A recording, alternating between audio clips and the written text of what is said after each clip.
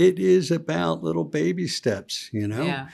You take it, okay, what do I have to do? How do I get this going? And it's a learning process. And you got to be, driven and man, just You focused, have to want it. because there are going to be many hurdles that you Yeah. hop over. But again, if you're looking at your long vision, it's just like, I got this and we'll make it happen. And I think staying in your lane, I mean, you only have to be good at one thing, Yeah. really. And I think, and I found myself too over the years wanting to like stray and do, but time's like a battery. You can only attach so many light bulbs to that battery for them to all shine bright. Right. Okay. Right. So I think staying laser focused on what you're doing, and then that why behind what you're doing has got to be awfully strong, Yeah. And you'll achieve whatever it is. Yeah. I think that's really practical wisdom You, to you share. bet. And then also too, not be all that prideful. I mean, we don't know what we don't know. Yeah. And I think, all right, I mean, there's many areas where I've seek counsel from many people as to like, hey, how would you do this or that? And you gain wisdom from people that are certainly willing to help. Yeah.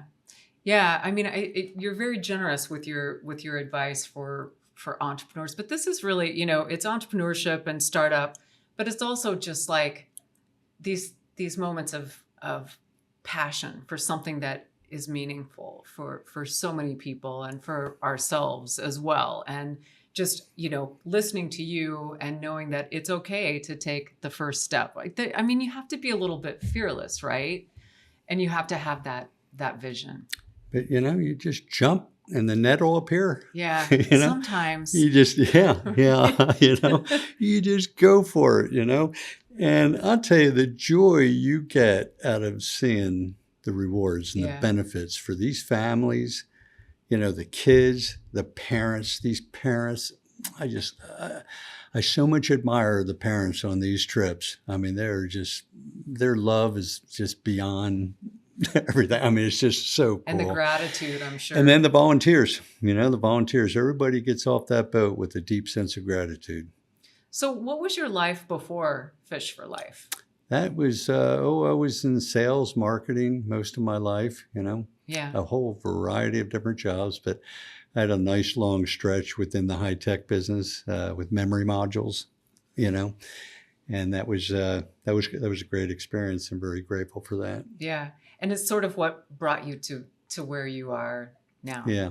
Yeah. I think, we develop skill sets along our life's path, and then I do believe that all right, you're ready, Right. Here's your calling, go for it. Yeah. I've met so many people who have had similar experiences and, like just these moments of like, I'm doing this right now, and gone on to do very important work, right? And some of it is in Africa. But the thing that is interesting is that there's a trend among people like you, and it is the ability to just trust. Like it's a blind leap into faith sometimes. And everyone I know who has succeeded has just trusted that the process will work. You bet.